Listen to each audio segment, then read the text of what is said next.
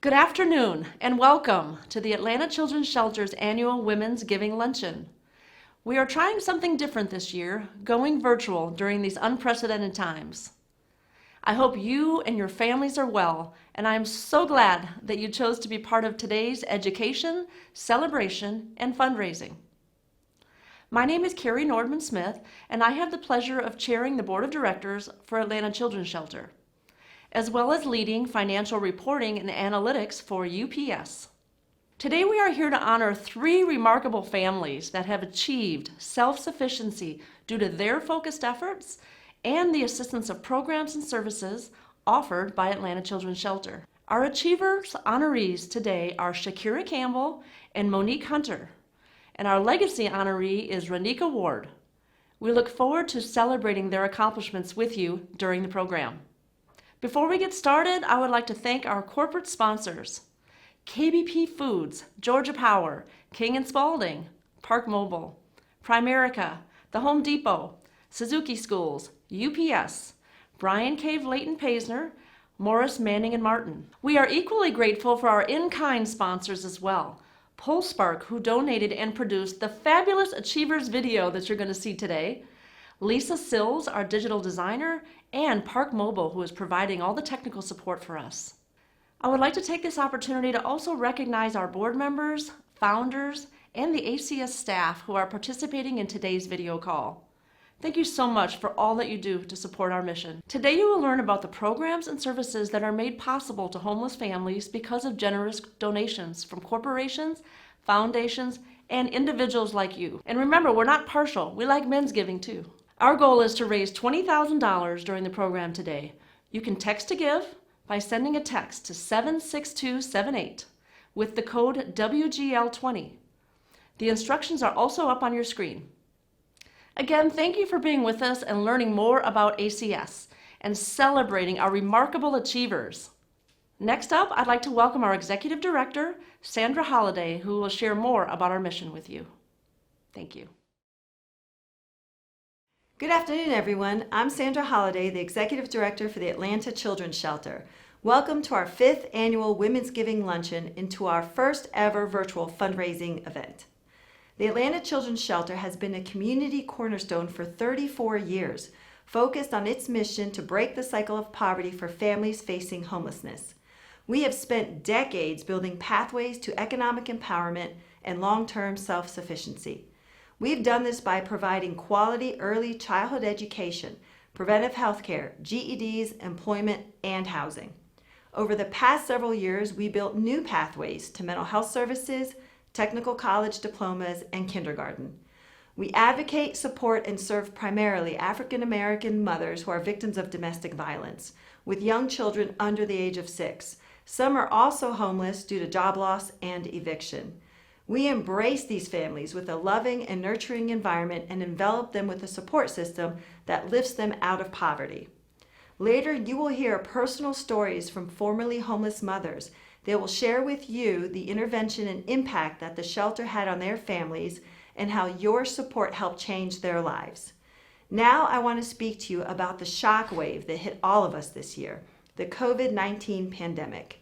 One of the most difficult decisions we made was to close our doors to the families in March. When the shelter closed, 83% of the families we served were in permanent housing, and by June, that sadly fell to 73%. The late, great civil rights leader John Lewis once said, "Nothing can stop the power of a committed and determined people to make a difference in our society." During the pandemic, we remained committed and determined. The shelter did not stand firmly planted while our doors were closed. We reimagined our way of serving and we mobilized. With 90% of the families we serve suffering job loss and reduced hours as a result of the COVID economic shutdown, we paid rent, utilities, food, and transportation for all of our families. We delivered laptops and tablets to the families for remote work and at-home learning for their children.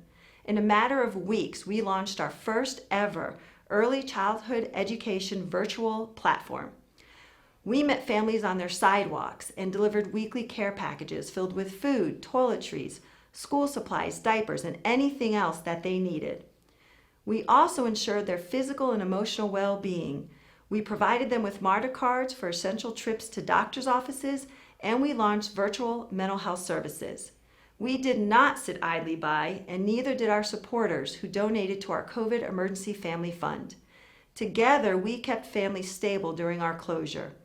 Thankfully, we safely reopened and welcomed families back in June. We continue to keep pace with the pandemic and the changing needs of our families. We are opening a virtual school academy for the elementary age siblings of our families. We will serve up to 15 first through fifth grade students at the shelter with the help of volunteer tutors. This will enable single parents to maintain employment while schools go virtual this fall. We are also expanding our Keys to Independence program, which provides rental assistance for up to 4 months for homeless families transitioning to permanent housing.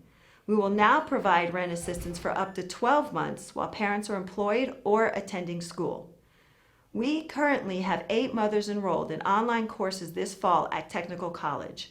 Our infant through kindergarten classrooms are full, and we will for the first time ever welcome elementary students. Our goal today is to raise $20,000 to support our mission as the pandemic continues and more families are in need. Any gift makes an impact, so please text to give today. In the spirit of John Lewis, we remain committed and determined to make a difference in our society as we collectively adapt to these challenging times. We are grateful that all of you remain committed to our community. As the pandemic sustains, so does our resolve to remain united, steadfast in our mission. Thank you all so much for your support.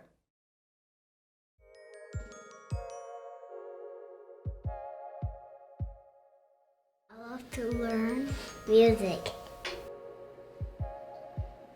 I like to be in store and playing on the games. Do ballerina. I like playing outside, lie down, on the show. Play outside. Read the books. I like to go to restaurants. Learn my ABCs, my numbers, and my letters. My name is Chandler Bryson. CHANDLER.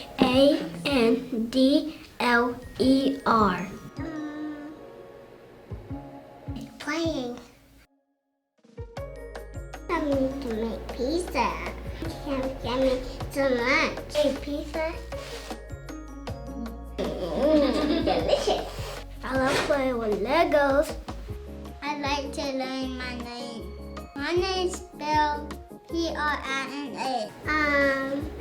Essa and Quana, my favorites. I like to know my ABC. I like to learn write my name.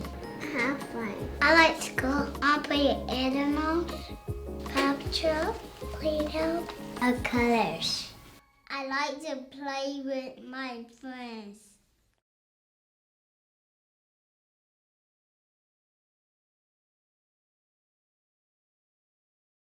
Good afternoon. My name is Allison Chiak, and I'm a board member here at the Atlanta Children's Shelter. It is now my pleasure to introduce to you our keynote speaker for today, Sloan Drake, the Senior Vice President of Human Resources for Georgia Power and Southern Company. Sloan leads the HR East Region organization and has responsibility for diversity and inclusion, volunteer services, labor relations, health and well-being services, talent management, and other human resource functions. Sloan joined Southern Company in 2001 as a participant in Georgia Power's professional development program, and since then has held several positions within Southern Company's HR organization. She graduated from the University of Georgia with a bachelor's degree in psychology, and she's very active in her community. Please join me in welcoming Sloan Drake. Thank you, Allison, and thank you to the Atlanta Children's Shelter for asking me to speak at today's Women's Giving Luncheon. It's my honor. COVID-19 has impacted all of us in ways we never could have imagined. I'm so excited that we found a way to move forward with this wonderful event. I'm extremely proud to be an ACS board member. It was about this time last year that I made the decision to seek a board role. I really wanted to find an organization where I could volunteer my time and maybe a little of my HR experience to an organization that supports women, children, and education. ACS was an obvious choice. As I've gotten to know more about ACS over the last year, being a part of this organization makes me even more appreciative of the impact their support and service has in Atlanta and how I've benefited from support and service in my own life. From a professional perspective, Allison Chiak, who you just heard from and who introduced me today, submitted my resume to Georgia Power almost 20 years ago for a development program that turned out to be my first job at the company. Today, I do lead our HR organization, and it's my dream job. And I have that job in large part because of two senior executives who took a chance on me. And we'd be here for hours if I shared all the personal examples of how I've benefited from the support of my husband, my parents, my brother, and friends. I share this with you because all of us have likely benefited from the support and sponsorship of others, and it's exactly what ACS does for women, families, and children every day. It's one of my greatest honors to be able to help, in my own small way, with this organization. In my day job at Southern Company and Georgia Power, a part of my responsibility as leading our HR team is working on our diversity and inclusion efforts, as well as our health and wellness efforts. With ACS, I get to help in its mission to end generational poverty for women and their families through education and employment. ACS also believes in empowering mind, body, and spirit through its health and programs, just like we do at Georgia Power. I'm truly fortunate that I get to do meaningful work with incredible organizations that believe in lifting up communities around us, helping Georgians thrive and grow.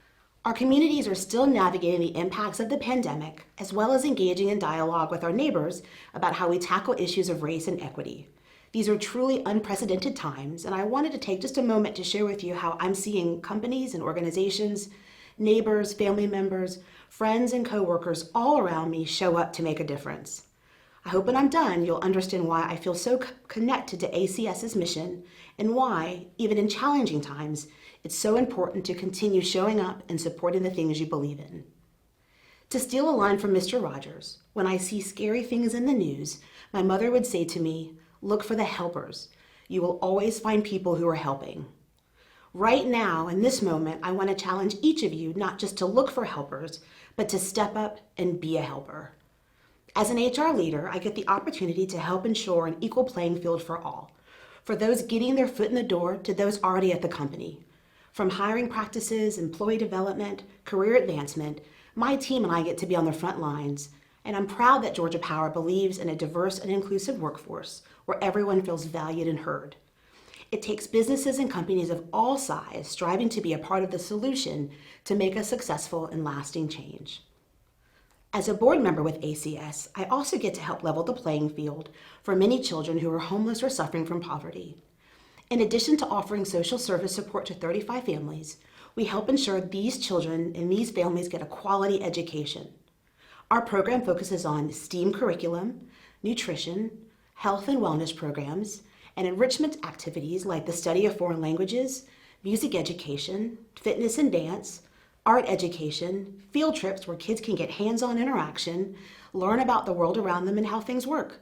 These trips also help them show just how diverse the world is. What's also great about ACS's educational program is its use of technology through ACS-issued iPads and learning tablets to share lesson plans and track a child's progress in the classroom. This has been particularly helpful during the pandemic when children and many of their family members have been attending school and working from home. Education is essential for children to gain the skills needed to be informed and empowered, and it allows them to develop the skills needed to express themselves, to be heard. I'm proud to help ACS instill the value of education in today's children, particularly today when the understanding of history, economics, the legal system, and so many other things is so necessary. And education is not just for kids. It's a core focus area for most companies, Georgia Power included. We have spent a great deal of time and energy over the past several months educating our workforce on how to work and stay safe during a pandemic, and now, most recently, have engaged in difficult conversations on race, equity, and social justice. And while we've been focused on diversity and inclusion for over 20 years, we are stepping out of our comfort zones and tackling these topics in a new way. We've launched new webinars and websites, tools and resources and training options. Just like ACS, we understand and believe of the rewards and benefits of education. And as a company that truly believes that we are a part of, and therefore accountable to, the communities in which we live, work, and serve, the more we educate ourselves and our teams on these important topics, the more we can be a helper for our communities by facilitating conversations to bring about real, sustainable change. But in all the change we've experienced this year, the one thing that has not changed for us is our commitment to volunteerism. We call that being a citizen wherever you serve. Our Georgia Power Foundation invested $1 million this year to help our state through COVID-19 recovery. These dollars are focused on making an impact to food security, homelessness, and displaced worker assistance throughout the state. Our employees have organized virtual food drives, run virtual 5Ks, and much more. We've also continued to focus on giving to organizations that empower our communities, including organizations that support our underrepresented populations. Just like Georgia Power, ACS doesn't stop just because there's a pandemic or protests. In fact, they dig in and work harder because what they do for our community is that much more needed and necessary. Of all the things I admire about ACS, it's its commitment to ensuring that the children in its care are healthy and for providing a safe, nurturing, and healthy environment. Georgia Power, we like to call it focusing on our total well-being and providing an inclusive and psychologically safe work environment. Being engaged with our health and wellness team is also an aspect of my job that I really enjoy. Employees can't thrive at work if they are unwell physically, depressed, or worried about how they'll put their kids through college or feeling excluded.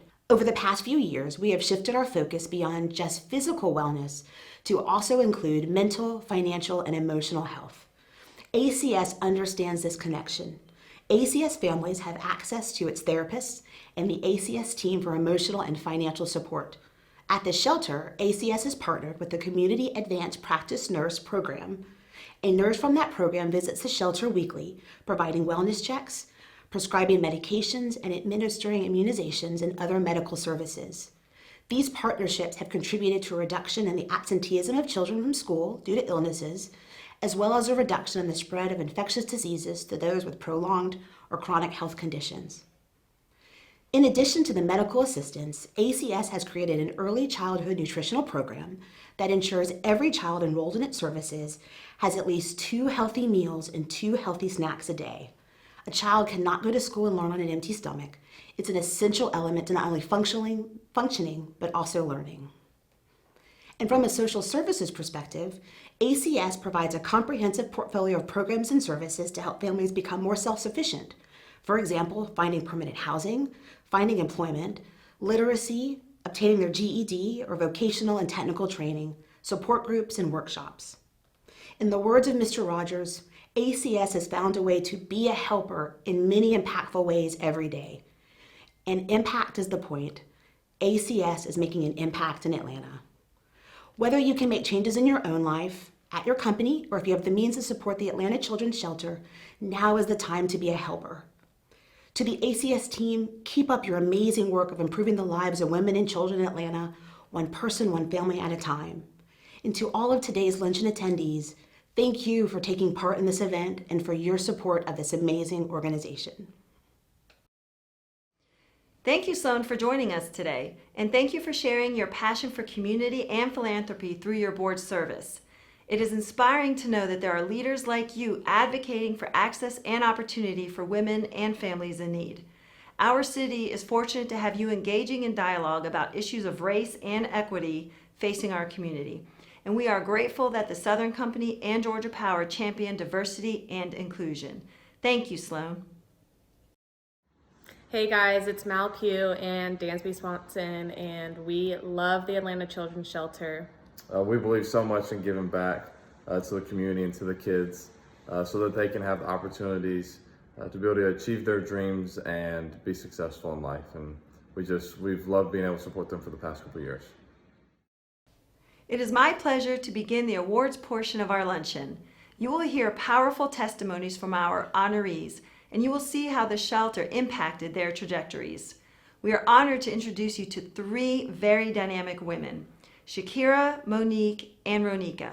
You will see that the journeys they traveled were difficult, but they never lost hope and they never quit. Our honorees persevered. They continued steadfastly towards their goals despite all difficulties, obstacles, and discouragement.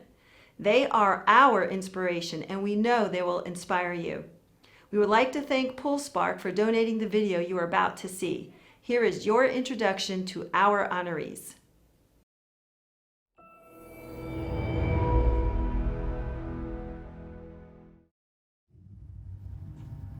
What homelessness is like. It's like a dark place. It's like a dark hole that you don't imagine or think you will end up in. You've lost hope, like you're less of a person, like you're not a productive member of society. Feels like despair, like your world is ending. Am I gonna be okay? I graduated high school and I ended up going to cosmetology school afterwards. My career took off after I got my license. I just went full-time, full speed into cosmetology. That would lead me to Atlanta. And I ended up meeting a guy here. We ended up getting married and we have two beautiful children. And I wasn't working, I was a stay-at-home mom with my two daughters and everything. I stopped doing hair and the marriage became real toxic, like really toxic. My family and I got caught in Hurricane Sandy. I lost my home. So with the funding I got from FEMA, my mom had already moved down here, so I moved here. I was doing good for a while, and then I got laid off. And at that point, my funds were depleted. I had nothing left in savings. My daughter was 4, and my son, I just had my son. He was about a month old. I kind of started having kids while I was finishing my education. So I was basically living in an environment where I was kind of uncomfortable from the beginning. It was, infested, it had a lot of repairs that needed to be done, a lot of leaks. It just wasn't a place that I felt comfortable raising my family. And at the time I was in between jobs and kind of fell behind on a lot of, my bills. I remember running out the door. I had, my cousin had came over like the night before, my friend, a good friend of mine. We had just packed everything we could take with us, just the clothes on our back. And when I left, I ran and I didn't look back. I just kept going. The leasing agent had come to the office and very crassly said, either you have my money or you get out. So, I had to go. It was just like a all of a sudden thing because I didn't want to face the actual eviction process. So I just pretty much packed up everything and got a U-Haul. I called 211. When I called 211, they put me in contact with Genesis Shelter. Of course, I didn't want to take my kids and live in a shelter. You know, I was very scared. That was one of the scariest moments of my life. But again, it was one of the greatest moments in my life too, because I left something and I was like, I felt so free. And I stayed there for 6 months. And Genesis Shelter is partners with Atlanta Children's Shelter. And so they provided free childcare for my daughter so I can get up and go to work. Okay, I remember when I walked in Atlanta Children's Shelter the first time, everybody was just amazing. They greeted me as a normal individual. It was like a breath of fresh air. I felt so comfortable and I felt so good that my kids would be taken care of because you feel the genuine love. I had gotten a job at a warehouse working 12-hour shifts, so I worked 6 a.m. to 6 p.m. So right when they opened, I would drop my children off. And Miss Kim, she was the infant toddler teacher and she had my son. She would let me call no matter what time just to hear him coo in the background. You can't find that level of care most places. When I initially first started my job, they had a makeover because at that time I felt really, really bad about myself and it made me feel like I belonged. Knowing that my kids was being taken care of, it just helped me, you know, get out there and hustle. You know, I went to work out full-time. It didn't take me long to find a job. I have been going up from here since I left there, been going up, and I'm just so grateful and thankful. You know, I'm back in school now, finishing my nursing degree, and Atlanta Children's Shelter is sponsoring that. That's been pretty incredible, you know, to be able to go to school worry-free. It helped me reestablish my life, and it gave my youngest child a bright start. Through the help of Atlanta Children's Shelter, it was bright, and I'm fortunate for that. Homelessness happened to me, but it did not overcome. I am resilient. I am a survivor. I made it, and I'm okay.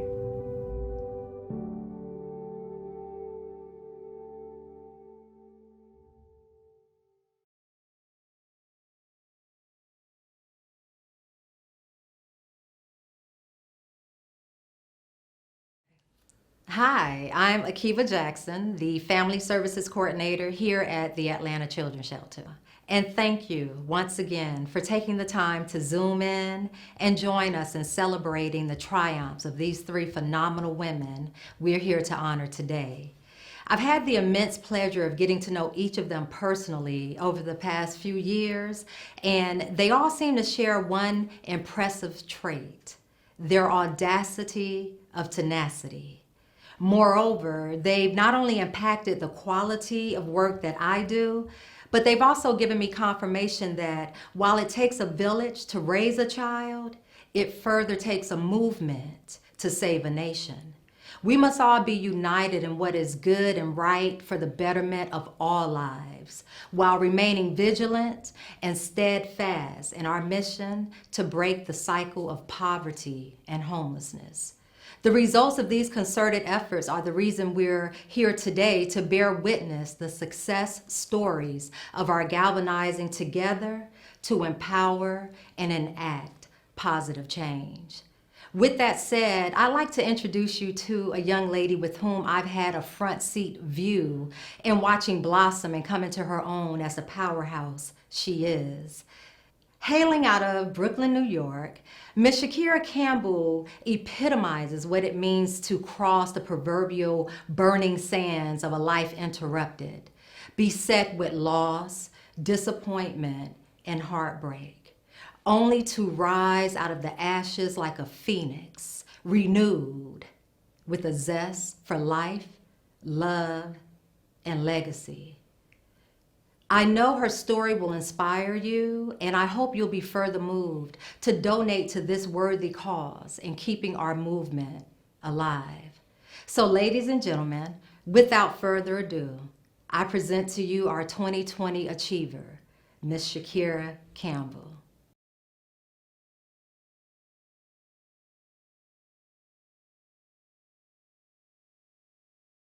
I have been through a lot in my life, but I'm thankful to say that I am in a position of independence and happiness after it all. I am originally from Brooklyn, New York, but was displaced from my home due to Hurricane Sandy. My life was turned upside down, and my progress towards gaining my nursing degree was put on hold. I made my way to Atlanta in 2016 for a fresh start with funds given to me through FEMA. When I connected with ACS, I had just lost my housing and found myself in a position I swore I'd never be in again. I was now abruptly looking for shelter with my then 4-year-old daughter and 1-month-old son. I came across Our House and had the opportunity to secure housing there while I searched for childcare. I needed a location that would not only teach and care for my children, but give me the comfort of peace while at work. I needed to ensure that my children were as comfortable and safe as they would be with me. I was not sure what to expect from the program, but I had heard great things about their staff and programming. ACS gave me the reassurance I needed to feel confident in their abilities to care for my children.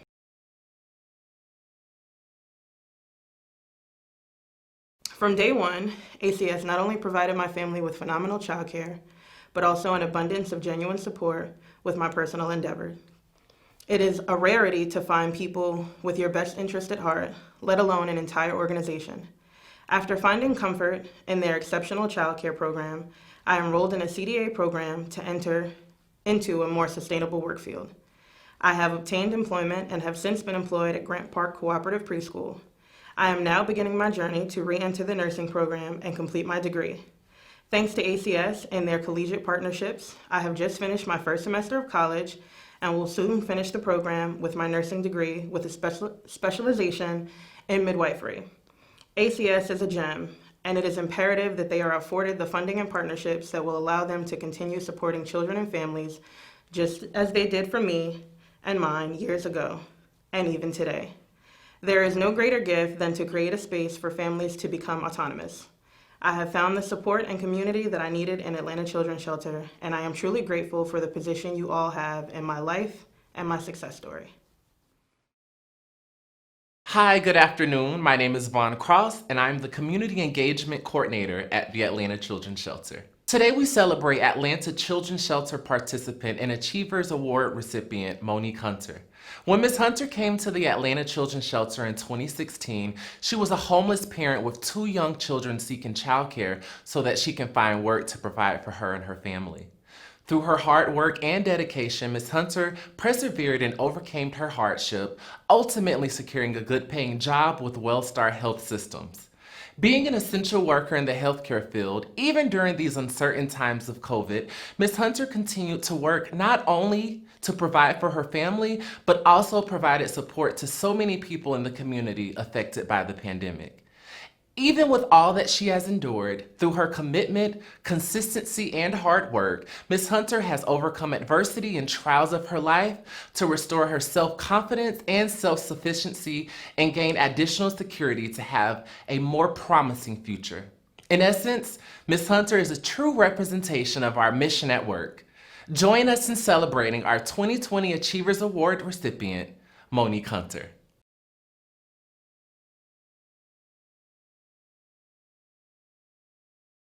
Well, I found myself in my situation basically with 2 children and without a place to stay. And I linked up through Bouquet Christian Ministries. I was referred, and ACS was able to assist with a lot of resources for me and my family.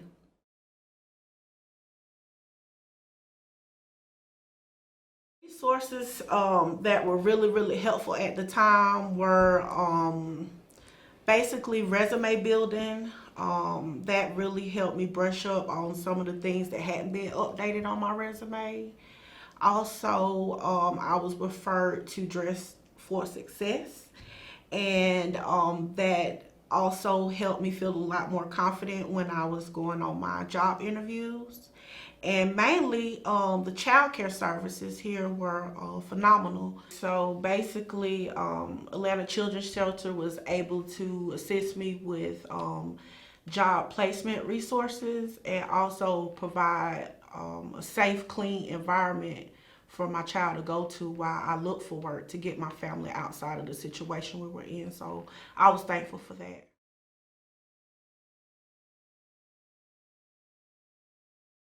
The staff here are friendly, they're welcoming, they don't judge you or your situation, and everybody was just pretty much warm and welcoming.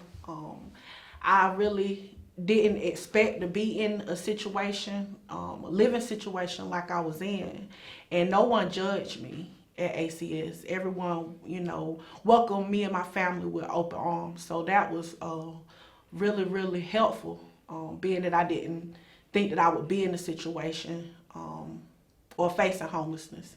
So the child care piece was really, really a big chunk of, trying to get reestablished back in the community again.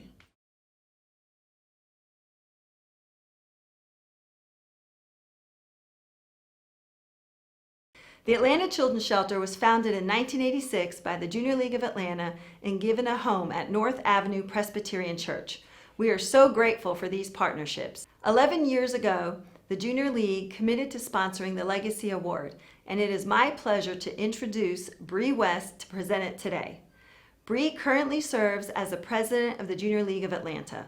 The Junior League is a community of women advocates and leaders with over 3,000 members committed to developing the potential of women and improving the community through effective action and leadership.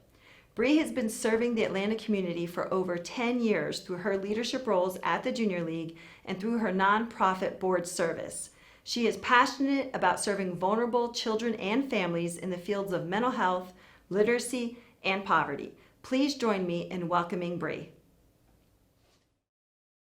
Thank you. I'm pleased to be here this afternoon, not only to present the Legacy Award, but to share in this special moment with these families.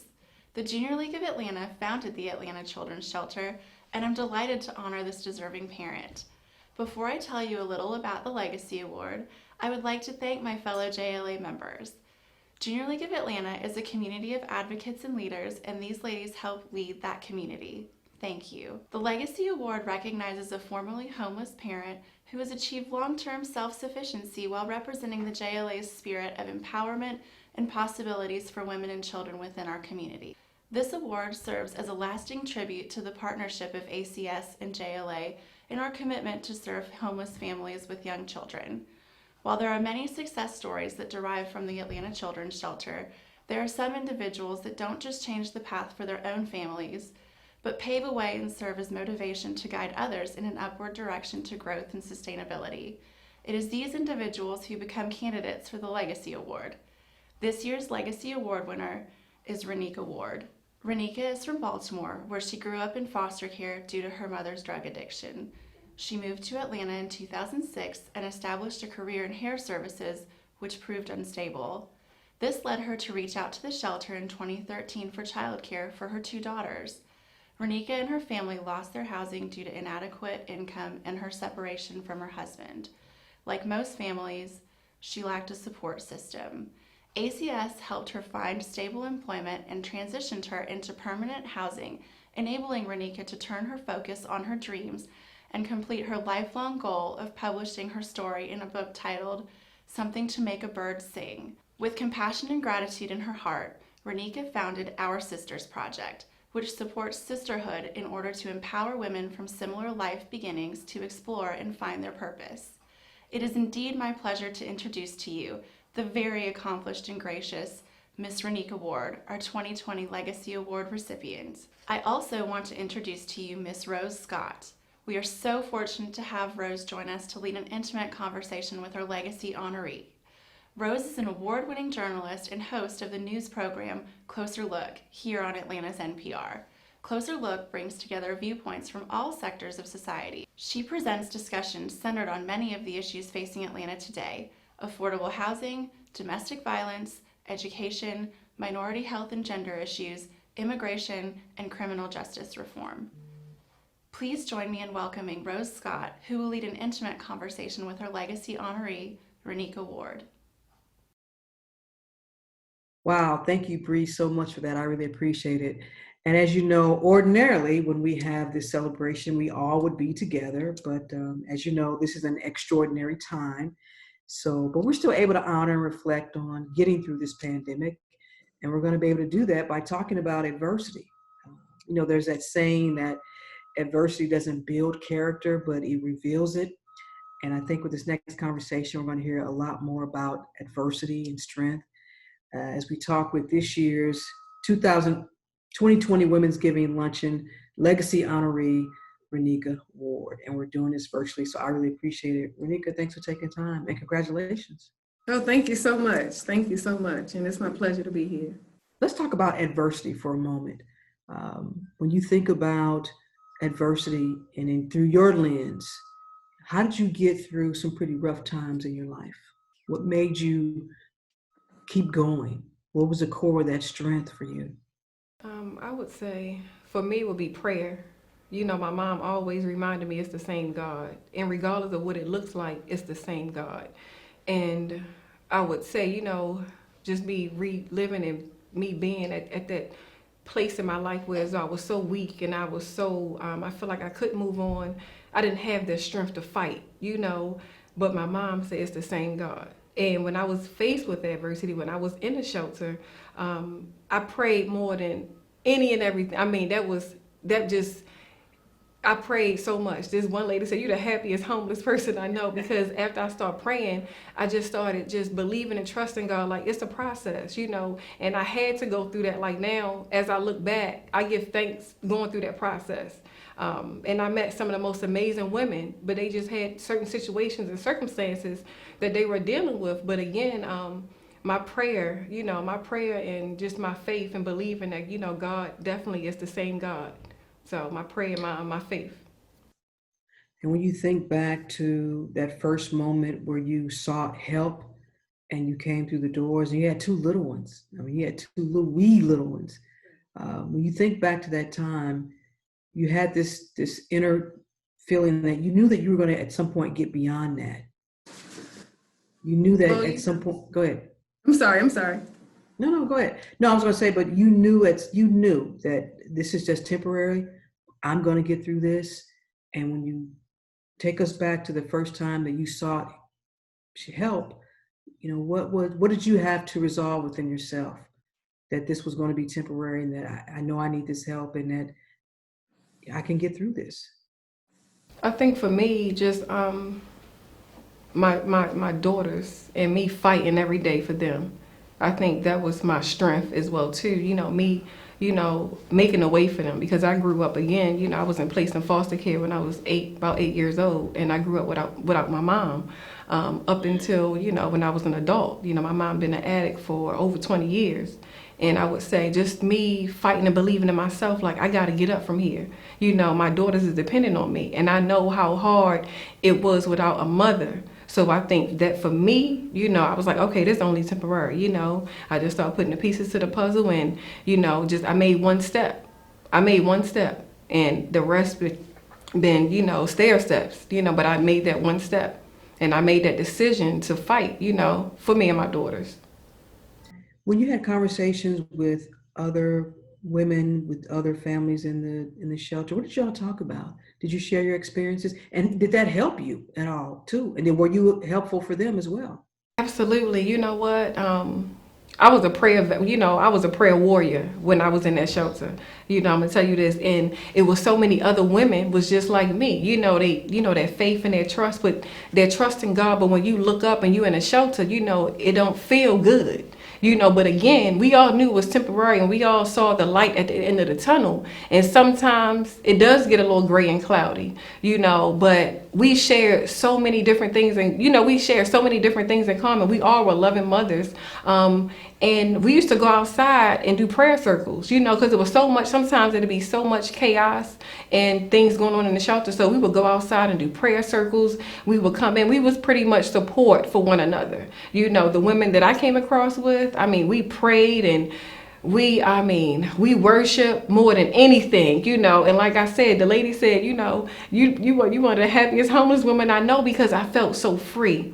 You know, I think it's a state of mind, being as though I left, you know, I was used to living in a home, now that I'm not with my children. But again, I was in such a toxic marriage, you know, so me living in a shelter in those circumstances, I felt so free. And I felt excited to start over, you know, and take back my life. And I think the other mothers had that same fire and desire, whereas though their kids was there, fire for them to get up and keep moving. You know, I mean, we was some prayer warriors, you know, and things just started happening, you know, just start speaking and things into existence, and yeah, just, you know, speaking things into existence. And I just saw just how everything manifests and how everything just came into fruition of the things that we set out for ourselves that we wanted. And it was like, it was a lot of us that, you know, when they left the shelter, they, you know, was getting their own homes, and everything was looking up, you know, but that prayer and that faith and that support that we had for each other was most important. Let's talk about the support and resources from the shelter, and if there is anyone there that you want to talk about that was so important for you on your journey and on that pathway to stability. You know what, I mean, Atlanta, coming here, I'm here now, but coming here, you know, driving here just bring back so many different emotions. But my first day coming in here, I was so scared and I was so lost. But when I first came in here, it was they had a guy here who worked here. His name was Bravid Harris. He's not here anymore, but his name was Mr. Harris, and he was from Baltimore. I'm from Baltimore, so it was a familiar face. So he was here when I actually came in. I had to do an interview with him. I had to do an interview with him and Miss Melanie and Miss Allison at the time. And when I tell you just the love and support that they poured, like it was like you know, I felt, you know, I was at home with my family. You know, once we did the interview and the intake process, and after that was over, we did a tour of the facility. But I felt like it was a sense of security that I felt like I was in good hands, and I felt the genuineness around. Like, I'm getting emotional now just thinking about it, but I felt the genuineness around, even down to the teachers and to the staff at the front desk. Like, it's a warm feeling, you know, when you come into these doors, and I mean, I know you go into different places and you know, but it's everybody, you know. I can't say not one person when I came into these facilities where I didn't feel that love, and people just here just to really make a difference, not just to come to work. Like, you feel that warmth and that genuineness. And I would say everything that I needed, my needs were met with Atlanta Children's Shelter. Everything that I needed, down to when I first got my first apartment. You know, they helped me. It was a Keys to Independence program, I believe, and that was for like 3 months. And they help you with your down payment, your deposit, but they help you for 3 months, like a portion of your rent. So even that alone still gave me that cushion to save and, you know, be financially prepared to be on my own. You know, but you know, everything down to, you know, diapers, wipes, clothes, Thanksgiving. I mean, any and everything that you can think of, you know, this place exists. And I'm so thankful, and I'm just so grateful that other mothers can come here and share the same experience that I did. Because it's an amazing, especially when you're so lost on that journey and you feel like there's no hope. You know, you come into my first day here, I met this young lady. She was from DC, and she was just crying. She was in the front desk. I mean, I was already, we met my first day here, and she was coming in, you know, just checking in. And we kind of crossed paths in the front, and she was just crying. And I know we didn't even have to say anything to each other. I just gave her a hug and embraced her. You know, and from that moment on, we just became friends. And just that feeling, you know, I know what the mothers go through when they in that situation. I know you're vulnerable, you know, you stressed out. You don't see the light at the end of the tunnel going through that, you know, process. But again, I can't imagine where I would be now if it wasn't for Atlanta Children's Shelter, even for the other mothers. I can't imagine. And finally, Renika, when you look back on your journey and you reflect, and you're still on a journey, you know, it's not about the destination, it's the journey, right? When you reflect on your journey, what do you want folks to know? What do you want folks to know about your journey thus far? Oh man, that I think sometimes I don't recognize my own strength. And I'm so humble, you know, like I was telling a friend, I was like, oh yeah, I'm just going to this little, you know, and she's like, what? That's a big deal, you know. But I come from humble beginnings, and I'm so humble, you know. But, you know, just I just want people just to know that, you know, just the strength and the willpower to succeed, you know, just to keep fighting. And where I come from, and just to see where I'm at now, and when I go back home, it's amazing. It's nothing but God's grace. I'm from Baltimore, like I'm from the city of Baltimore. You understand? You know, my sister was murdered in, she was murdered due to gang violence. So that's where our Sisters Project come as well. So I'm from the streets in Baltimore. So for me to look back and see where I'm at now and where I could be, is nothing but God's grace. Nothing but God's grace. And His mercy.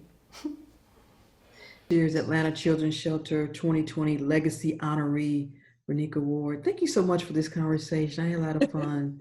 Yes. And I'm gonna rock that T-shirt for you. Yes, I can't wait till you get it. Yes. Thank you so much. Best of luck to you. Yes, thank you. Keep soaring.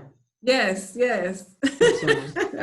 My girl's gonna be on me, so they're not gonna let me, they're not gonna let me stop, and I'm not gonna stop. God's willing. So. All right. Yeah. Thank you so much. Yes. All right. Thank you. No, thank you. Thank you, Rose and Renika. That was an incredibly moving conversation and reminds us all that Atlanta Children's Shelter truly makes a difference in the lives of homeless families. We hope that today's luncheon inspired you and showed us each that we can individually make a significant impact on the lives of others by supporting Atlanta Children's Shelter. Any donation amount is appreciated and will help the Atlanta Children's Shelter continue to break the cycle of poverty for families facing homelessness by building pathways to long-term self-sufficiency and providing quality early childhood education. Thank you so much for your generous donations today. And a final thank you to all of our sponsors, our in-kind donors, our ACS staff, and our board members for their commitment to our mission and making the virtual luncheon a success today. Best wishes to our achievers, and thank you for joining us. Enjoy the rest of your day.